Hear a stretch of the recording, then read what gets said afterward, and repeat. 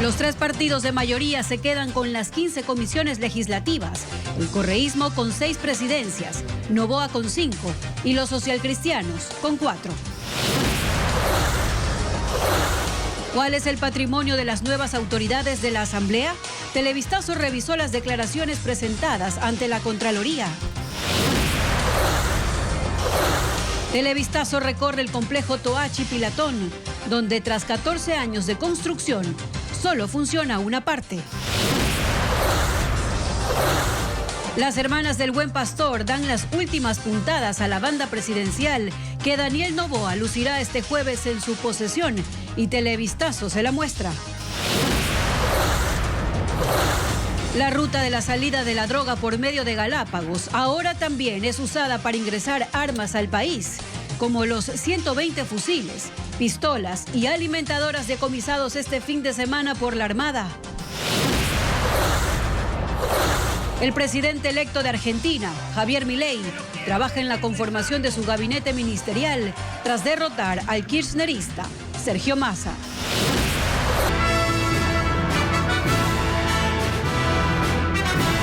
Hola amigos, esta tarde los acompaño en Televistazo 13 horas con lo más destacado de la jornada. ¿Cómo quedaron las fuerzas en las comisiones legislativas? Comenzamos esta emisión con este tema.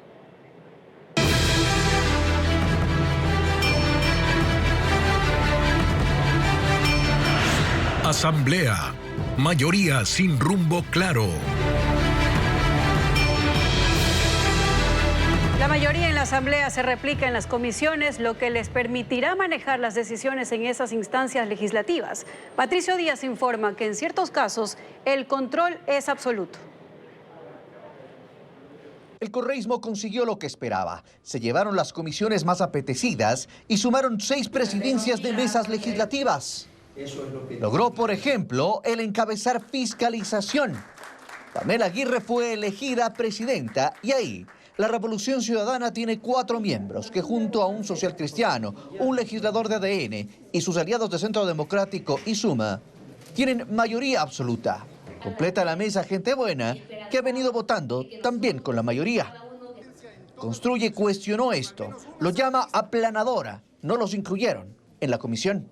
Fernando Villavicencio no está en la comisión de fiscalización en esta oportunidad, que si bien podrán aplanar el camino a la impunidad, no van a aplanar el deseo de todo un país del desarrollo que merece. La nueva presidenta de la mesa legislativa asegura que fiscalizarán al actual gobierno y menciona, por ejemplo, el tema eléctrico y los apagones, pero además los juicios represados del anterior periodo.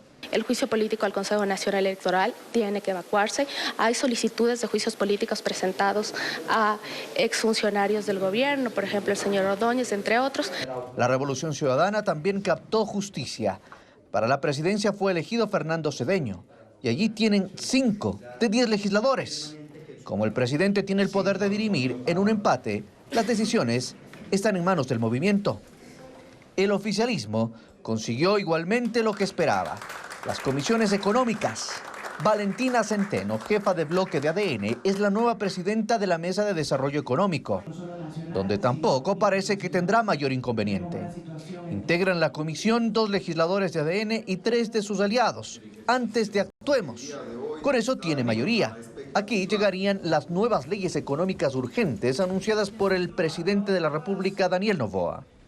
Tenemos una situación en términos económicos muy difícil que nuestro presidente en los próximos días va a exponer a la nación y por lo tanto desde esta comisión estoy convencida que vamos a poder dar resultados. Y las leyes del presidente pueden llegar incluso a la otra comisión económica, la de régimen. El oficialismo con los aliados a su bloque también tiene mayoría. El oficialismo tiene así 5 presidencias y los socialcristianos 4. El complejo hidroeléctrico Toachi Pilatón debía ser el 5º más grande del país y entregar más de 250 megavatios de energía.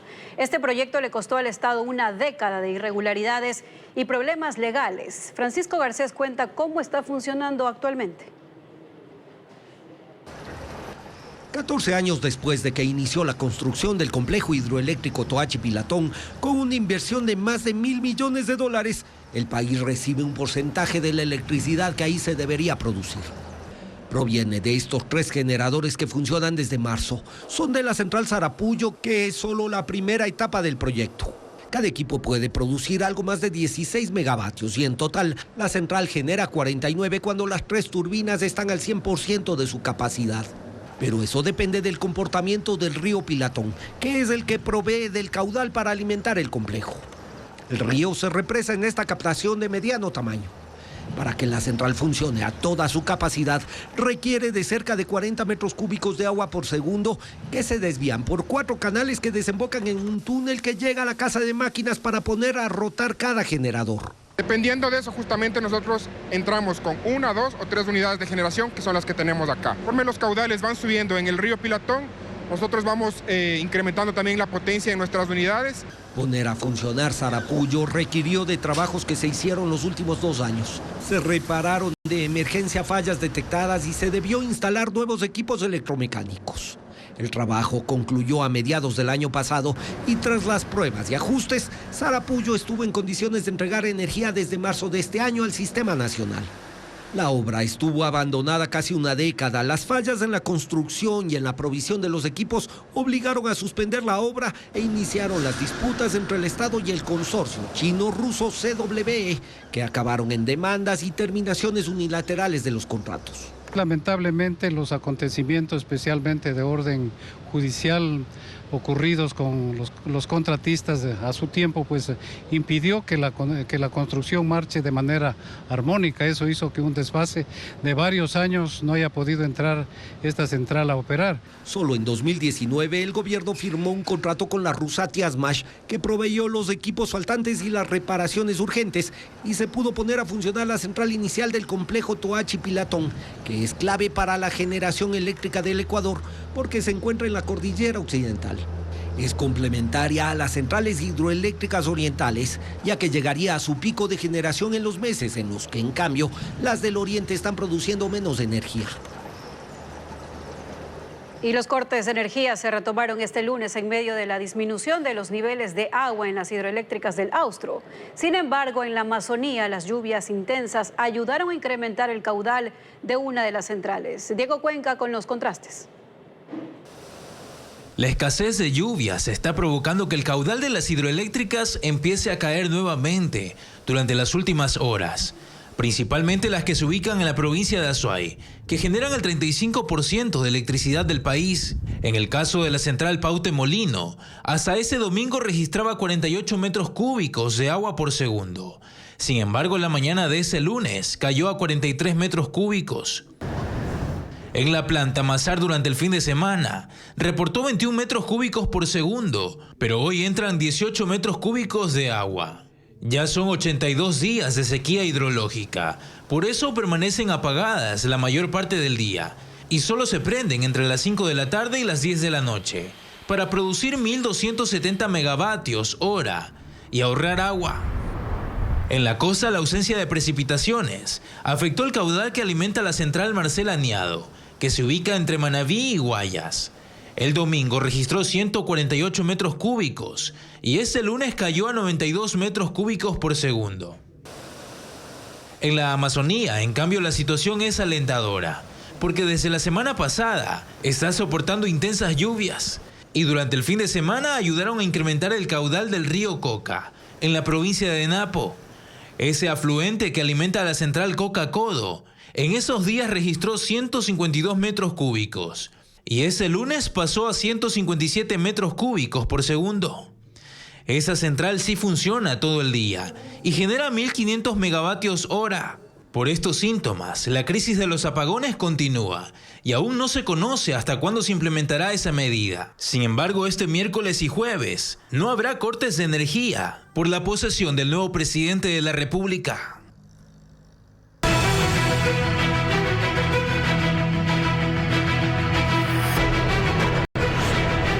Argentina. Ahora, ¿qué hará Milei?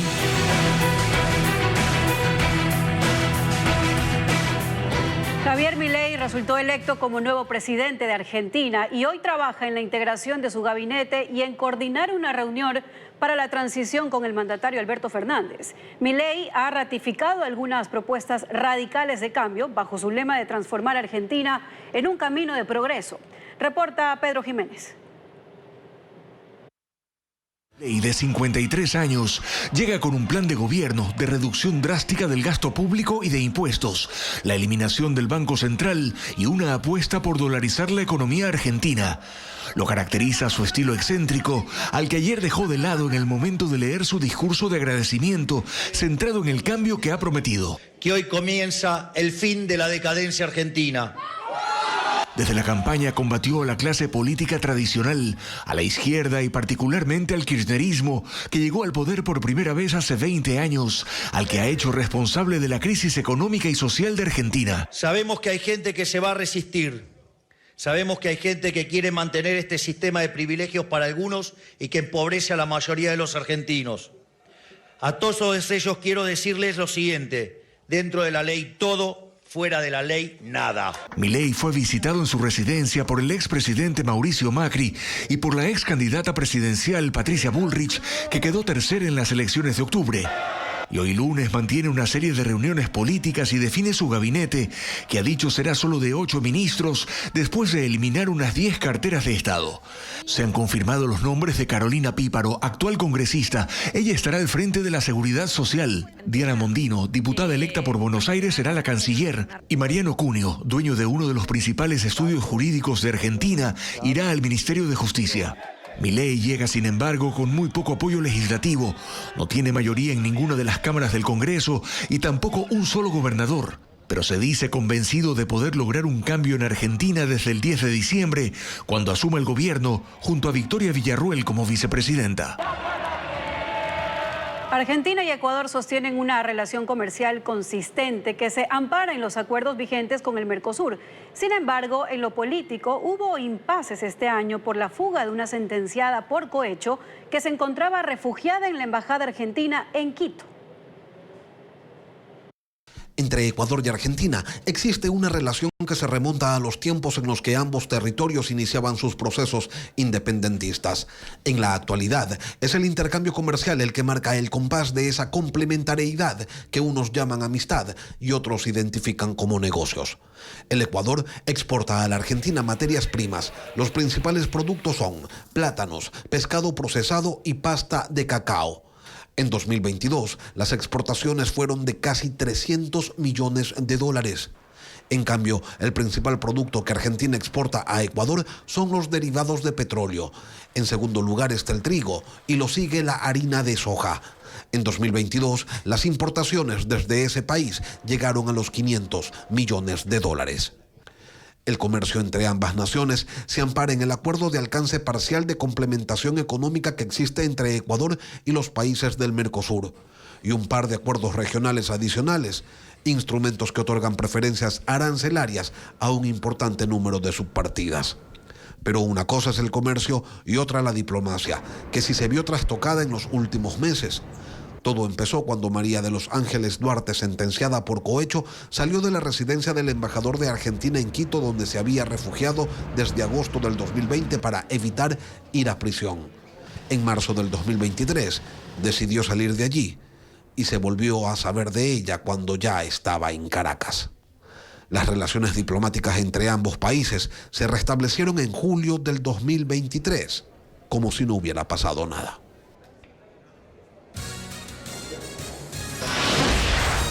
¿Qué pedido especial hizo Daniel Noboa para la confección de su banda presidencial? Se lo contamos luego del corte. Un sistema de inventarios de fármacos, dispositivos e insumos médicos que permitirá tener un control en tiempo real del abastecimiento en las casas de salud públicas fue presentado por el gobierno. Fabiola Santana cubre el tema. Los más de 2.000 hospitales y centros de salud del Ministerio de Salud Pública reemplazarán sus inventarios de medicamentos e insumos médicos manuales por uno digital. Esta mañana el ministro de Salud, José Ruales, presentó al presidente Guillermo Lasso este sistema nacional que permitirá conocer en tiempo real el ingreso y egreso de medicamentos y por lo tanto, según la autoridad, se tendrá información necesaria para evitar desabastecimientos en las casas de salud o que se caduquen. Esta presentación fue realizada esta mañana en la maternidad Isidro Ayora en el norte de Quito. Según el ministro de Salud, el sistema ya está en todos los centros, pero será de uso obligatorio a partir del 1 de diciembre. El presidente Guillermo Lasso, por su parte, destacó que esta es parte de la transformación digital en la salud. Cortar de raíz la corrupción en la compra de medicamentos. ¿Por qué? En primer lugar, porque tener este sistema integrado, sabemos exactamente el precio al que se compró el medicamento. Con el sistema hoy, sabemos cuánto hay que comprar en medicamentos. El gobierno nacional invirtió 1.9 millones de dólares en este sistema. El presidente Guillermo Lasso aquí también advirtió que esta es una de sus últimas actividades como mandatario y aprovechó para despedirse del personal de salud.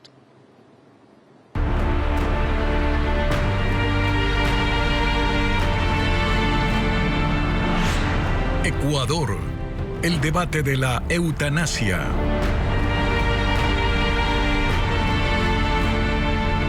Les mostramos la historia de Julio Bernal, un joven que tiene una lesión cerebral que lo ha mantenido postrado en una cama durante 9 años. Su familia solicitó a la Corte Constitucional le permita exponer su caso para sumarlo al pedido de Paola Roldán de legalizar la eutanasia en el país. William John con la nota.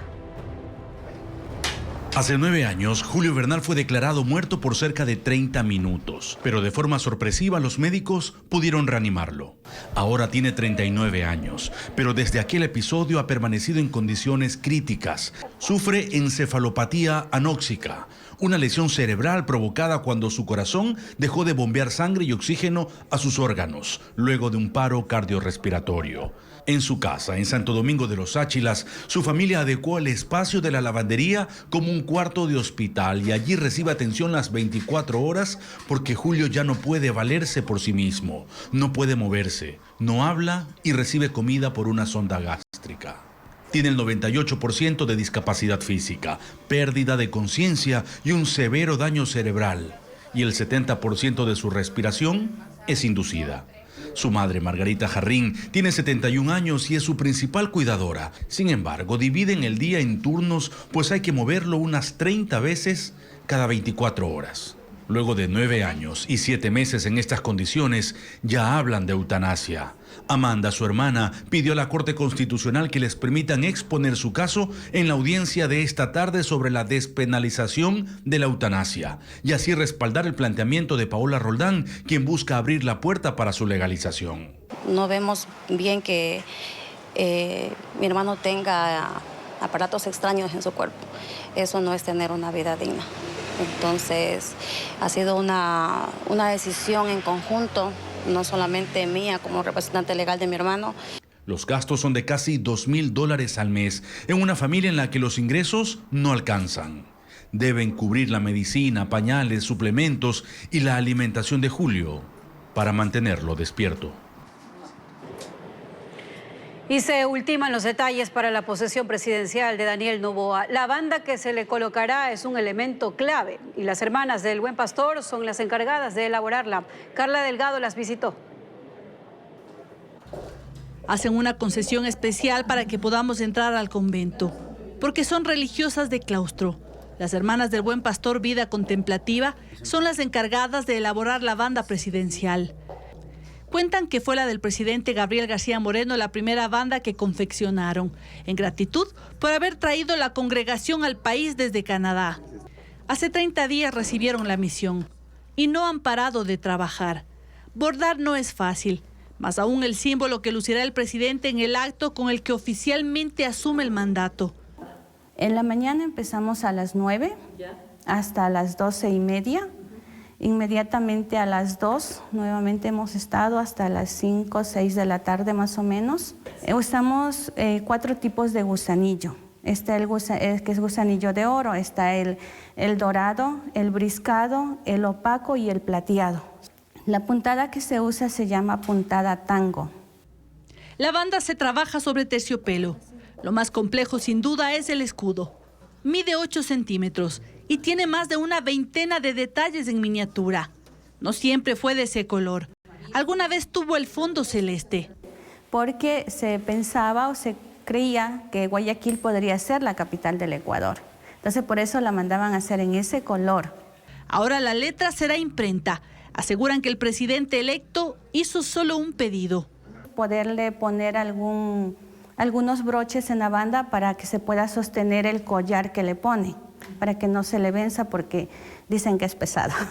A lo largo de la historia recuerdan algunas anécdotas, como la de un exmandatario que fue al convento para ver cómo elaboraban la banda, o como la de otro mandatario que olvidó tomarse las medidas. Explican que la misión de las religiosas contemplativas es orar por el prójimo. Mientras alistan los detalles de la banda, piden por el país y sabiduría para el presidente.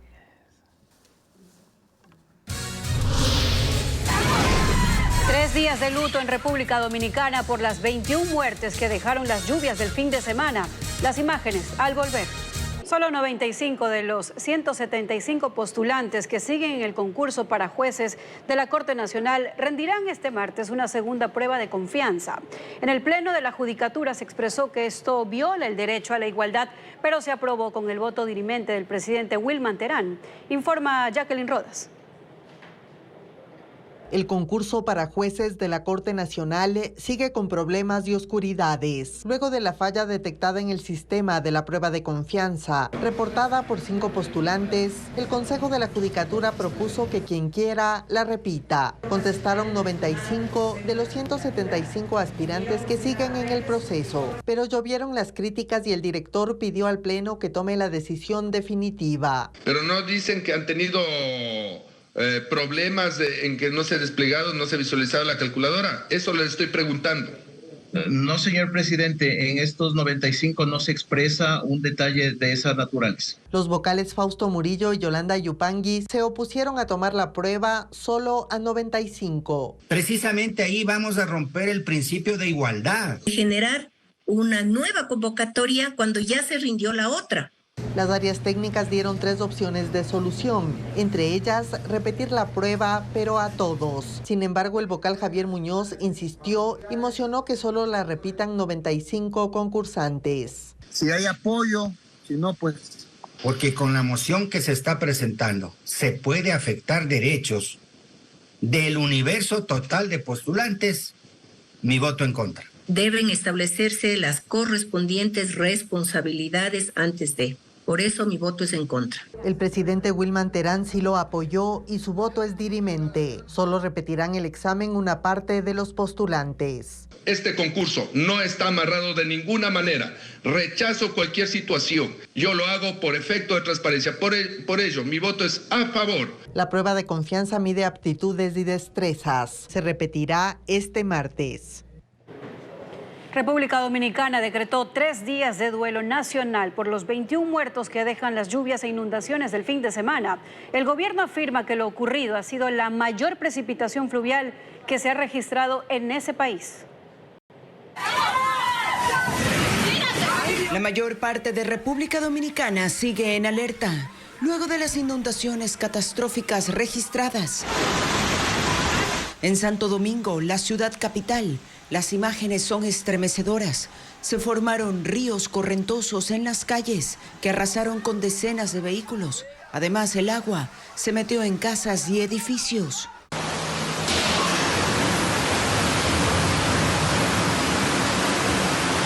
El gobierno confirmó la muerte de 21 personas, por lo que decretó 3 días de luto nacional. 9 ciudadanos fallecieron el sábado cuando un tramo de la pared lateral de un paso a desnivel cayó sobre los carros que circulaban en el área. El agua se infiltró y las bases del muro de hormigón cedieron. Los equipos de emergencia llegaron para retirar los escombros y hallaron también a 5 heridos que estaban dentro de los autos aplastados. Otros murieron al ser arrastrados por el agua o por inundaciones en sus casas. En la mayor parte del país, las lluvias han provocado cortes de servicios básicos, como electricidad y agua potable. En 30 de las 31 provincias se mantiene la alerta, pues las precipitaciones continuarán el resto de la semana. 31 bebés prematuros que estaban en incubadoras en el hospital Al-Shifa fueron trasladados a una maternidad en el sur de la Franja de Gaza para que reciban atención médica. Mientras tanto, organismos humanitarios continúan evacuando a otros pacientes de ese centro, informa Ileana Suárez. Fue una delicada operación para rescatar a 31 bebés del hospital Al-Shifa, cuyo estado es muy delicado. Los recién nacidos, todos prematuros, estaban en incubadoras, pero por la falta de insumos y oxígeno su salud se deterioraba rápidamente. Fueron enviados bajo supervisión médica hasta el sur de la Franja de Gaza. Cruzaron la frontera con Egipto en ambulancias hasta llegar a la maternidad Al-El-Hal, donde fueron recibidos por equipos de doctores egipcios. Ahora los niños están en la unidad de cuidados intensivos neonatales. Se conoce que poco antes del traslado, otros 4 bebés que estaban en Al-Shifa fallecieron ante la falta de medicamentos. En medio de la conmoción de los combates, los menores prematuros viajaron sin sus padres y ahora los organismos humanitarios trabajan en identificar y registrar para ayudar a localizar a sus familiares y reunirlos en la medida de lo posible. También se llevó a cabo una evacuación forzosa de 2.500 desplazados internos que se refugiaban en Al-Shifa, incluidos personal médico y pacientes que estaban en condiciones de caminar por sí mismos, no así otras 300 personas que están en condiciones críticas. Y el gobierno de Qatar aseguró que están cada vez más cerca de lograr la liberación de un grupo de rehenes en manos de Hamas. Entre los detalles aún no resueltos están las condiciones prácticas y logísticas para la entrega de 50 mujeres y niños. Qatar ha participado en las únicas 4 liberaciones previas y junto con Estados Unidos ha mediado en las negociaciones entre Israel y el grupo islamista que capturó a 239 personas el 7 de octubre.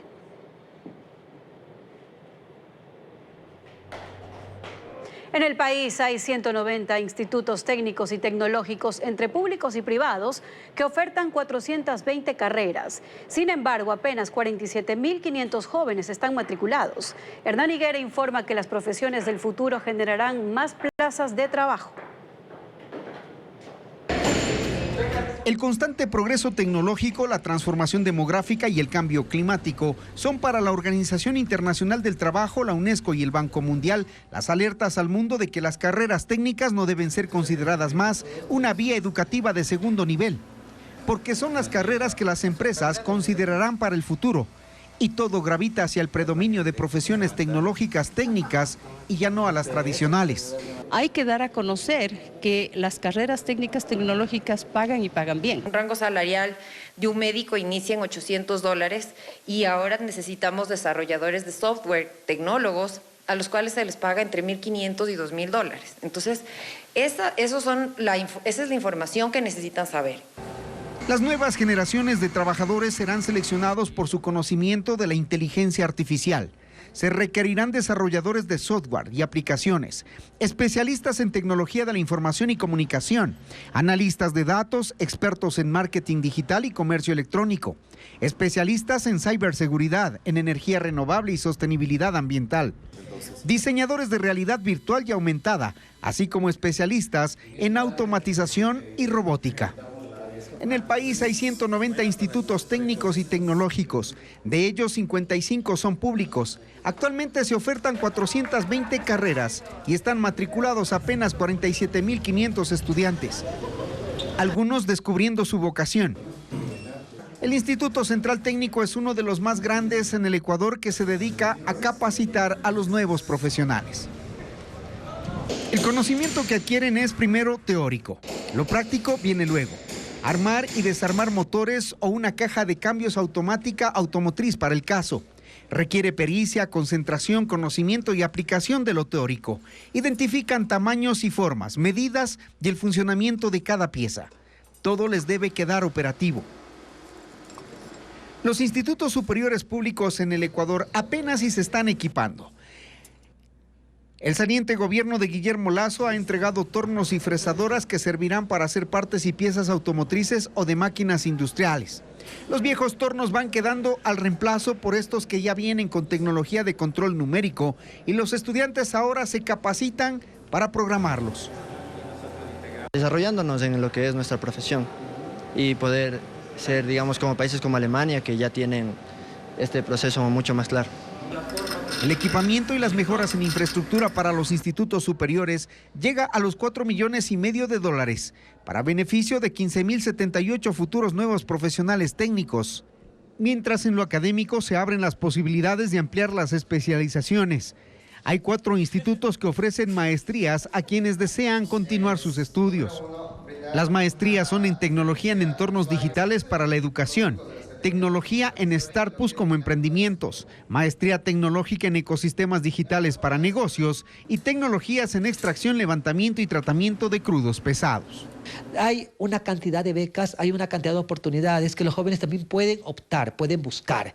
De las 62 universidades públicas y privadas, 27 ofrecen carreras técnicas y tecnológicas. En la Universidad Central, por ejemplo, la Facultad de Filosofía acaba de implementar la Escuela de Pedagogía en Mecatrónica.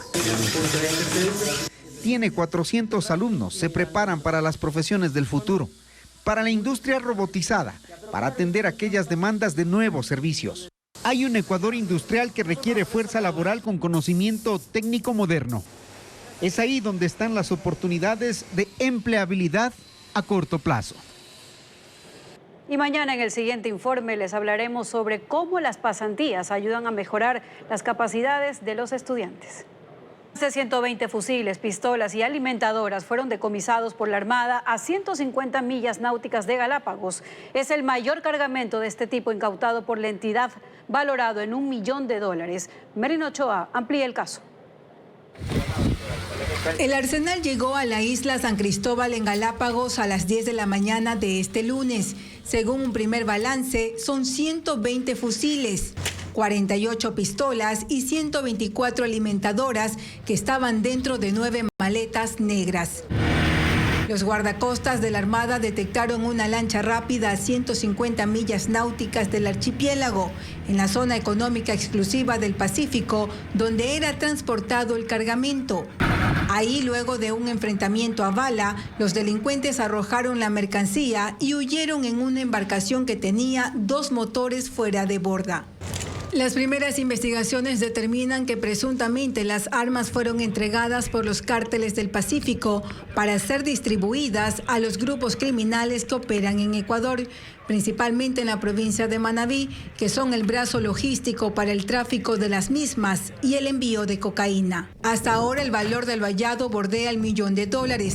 Los narcotraficantes trazaron rutas que pasan por Galápagos para llevar cocaína desde el país a México. Pero ese mismo corredor es usado también para traer armas desde Centroamérica. Esta es la primera vez que se decomisa un gran cargamento vía marítima. Las nuevas autoridades de la Asamblea Nacional presentaron su declaración jurada de bienes ante la Contraloría General del Estado. El presidente Henry Kronfle del Partido Social Cristiano es el que más bienes declaró. Paul Romero informa. Las nuevas autoridades de la Asamblea Nacional presentaron su declaración patrimonial jurada ante la Contraloría General del Estado para asumir funciones. El presidente Henry Kronfle Cosaya del Partido Social Cristiano declaró bajo juramento que tiene 2 cuentas corrientes, una en Ecuador y otra en Estados Unidos, con un saldo de $114.560. Entre inversiones, acciones, participaciones, $4.004.682. Bienes muebles como obras de arte, joyas, menaje, $457.000. Bienes inmuebles, es decir, casas, departamentos, 0. Deudas, $46.900. En total de patrimonio declaró $4.580.464. La primera vicepresidenta Viviana Veloz Ramírez del correísmo declaró 2 cuentas de ahorros en Ecuador con un saldo de $55.259, inversiones 30.860, bienes muebles 11.255, bienes inmuebles 0, total de patrimonio $120.166. El segundo vicepresidente Egner Recalde Álava declaró 2 cuentas de ahorros en Ecuador con un saldo de $300, un vehículo, 2 casas en Pichincha, deudas por $662, total de patrimonio $256.437. La integrante del Consejo de Administración Legislativa, Esther Cuesta Santana del correísmo, declaró 6 cuentas bancarias, 3 en Ecuador y 3 en Estados Unidos, con un saldo de $181.667, inversiones por $105.787, un vehículo, una casa en Guayaquil y un departamento en Florida. No registró deudas, total de patrimonio $532.621. Jorge Aycaturri Villavargas declaró una cuenta de ahorros con $25.000, inversiones por $259.492, 2 vehículos, 2 locales comerciales, 2 departamentos, una casa en Guayas, deudas por $32.000. El total de su patrimonio es de $1.039.461. Diego Matobelle Vera, 2 cuentas de ahorros en Ecuador, un automóvil, bienes inmuebles 0, total de patrimonio $9.622.